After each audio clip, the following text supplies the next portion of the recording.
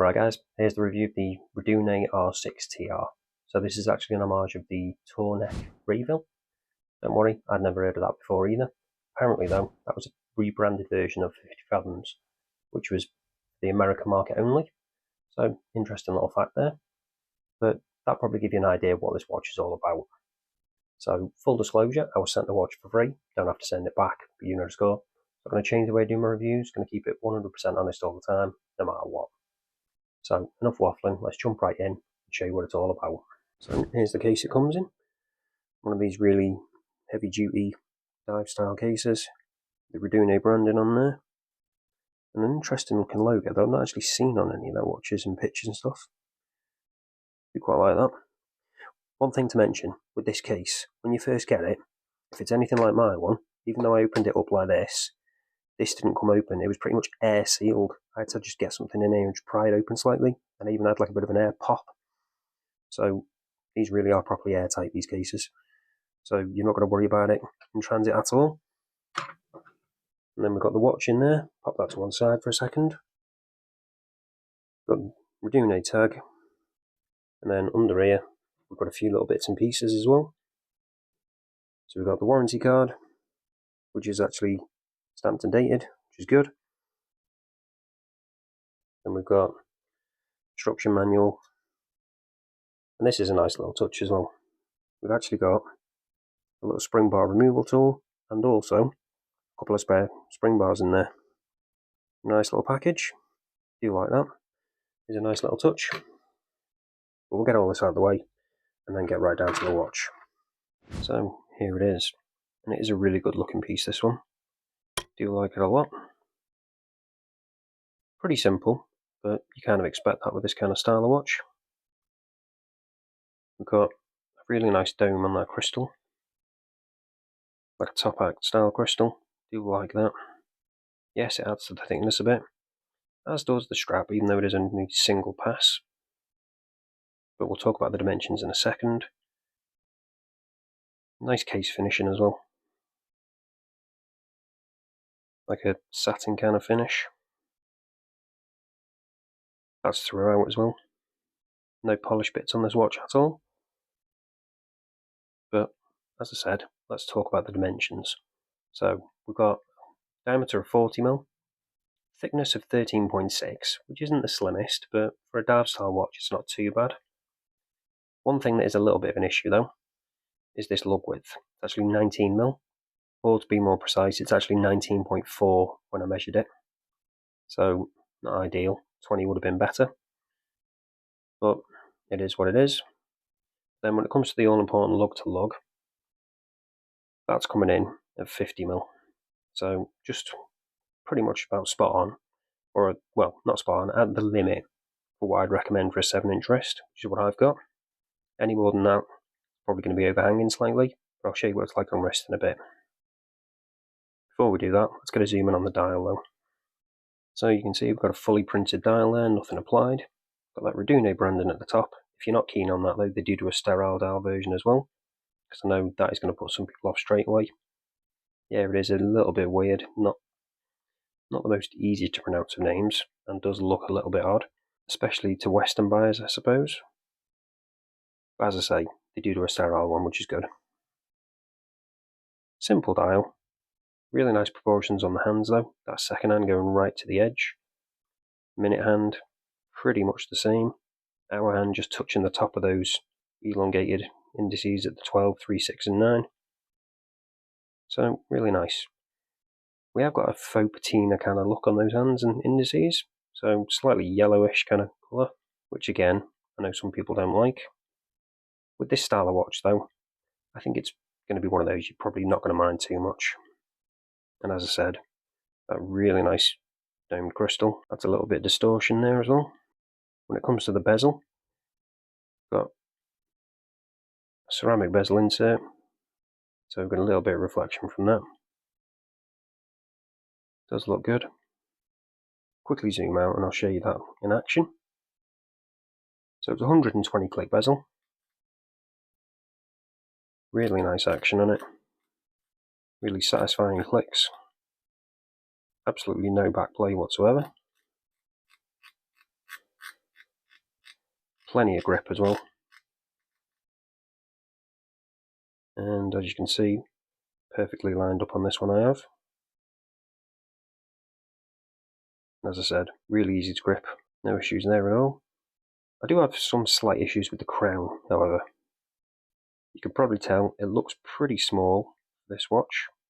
I think it's actually in keeping with the dimensions of the original one this is based on, but I would have liked that to be slightly bigger. It's not awful. I can do it, screw down, as I say, but screwing it back in can be a little bit difficult sometimes, because that bezel does stick out a tiny bit past. And because it is small, if you've got bigger hands, that might be a little bit awkward. Would like that to be slightly bigger. But that's a bit of a nitpick. It's functional, it's still not to the point where I can't use it. But something to be aware of.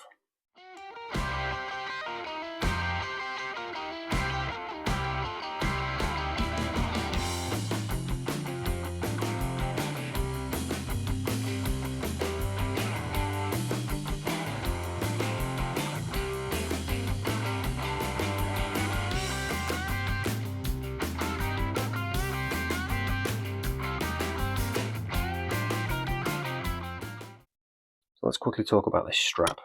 So it's just a canvas strap, pretty simple. Got the matching hardware as well, which is good.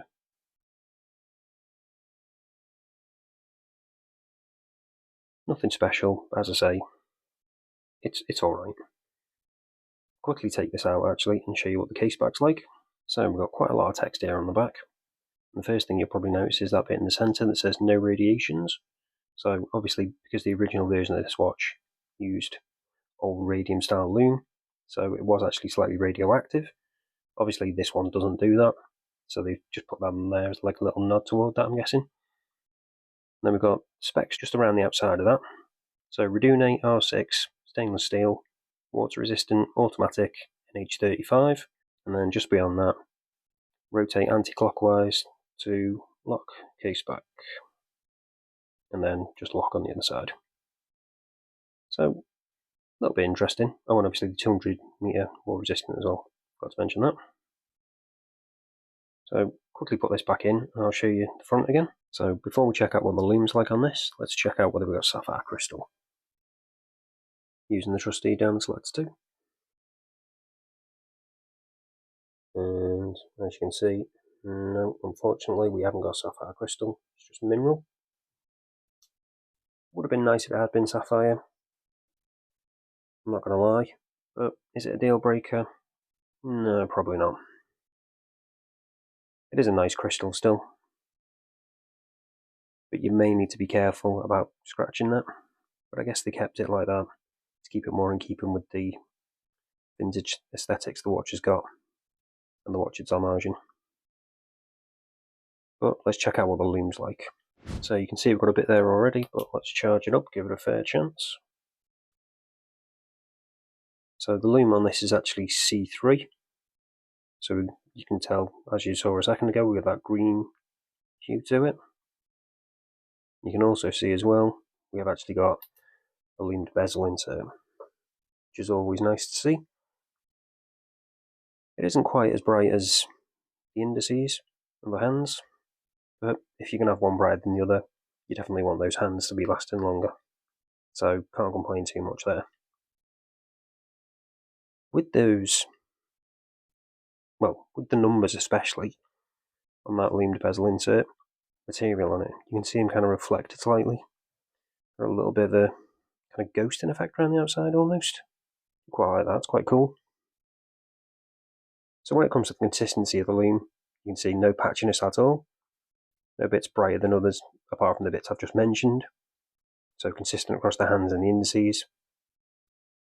And it lasts a surprisingly good amount of time as well, despite having that photina. I was pleasantly surprised with this one, because I was expecting it to be a little bit rubbish, to be honest, because photina sometimes can be.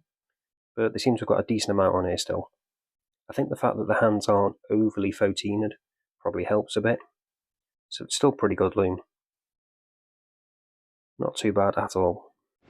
So when it comes to the movement, as I said, NH35, so quickly show you that in action. We have actually got a ghost date position. So pop it out once, probably hear that ticking over. Pop it out again, second hand stops, go hacking.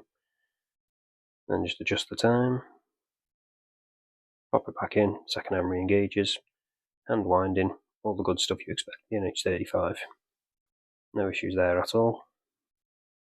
As I said earlier, the only slight issue is trying to screw this back in if you've got larger hands, because it is a pretty small crown. But you do kind of get used to it. So all that's left to do now, show you what it's like on wrist, and then we'll wrap this up. So here's what it looks like on my 7-inch wrist. And as I said, with that 50mm lug to lug, it's right on the limit of what I think is acceptable for a 7-inch wrist. You've got a little bit of curvature to those lugs, but not a great deal. So look at it from the top down view. See just about fits perfectly, I think. Any more, be a little bit too much. And obviously if you've got a smaller than 7-inch wrist, this isn't going to be any good for you, I don't think. But a bigger than 7-inch wrist, obviously not going to be an issue at all. But I do really like this. It is really comfortable on this strap, although it is only a symbol strap. It works well. It's quite long, so I've had to tuck under the excess, otherwise it kind of flaps about a bit. I'm not really keen on that, so I've just tucked it underneath. So if you've got a bigger wrist, sizing will not be a problem with this at all. You've got plenty of leeway, adjustment-wise. And I think it is a really good looking piece. I do love the distortion from that crystal. It's just a really handsome looking piece. It's not perfect. Yeah, there's a few things I'd change. Ideally, I'd like to see sapphire crystal on that, just so you don't have to worry about it getting scratched, because it does stick out quite a bit. And then the only other thing I'd really change is just shrink these lugs a bit, make them a little bit shorter. I think it'd be even better then. It'd fit more wrist sizes as well. And I think it'd just look a bit better aesthetically too. Yeah, this is pretty much similar to the original, I think, but ideally I'd like to see it slightly smaller. And I'd also change that lug width as well. Just make it 20mm. 19 is a little bit awkward. So, not ideal. You could probably squeeze in a 20, because as I say, when I measured it, it was about 19.4. So you might get away with it, depending on the kind of strap you're using. So, a few little issues, but not too many. Other than that though, I can't really fault it. For what it is, they've done a really good job. It's a really faithful homage. And I just think it's a really good looking piece. But let me know in the comments, what do you think? But that's it for this one, guys. Thanks for watching, and I'll see you in the next one.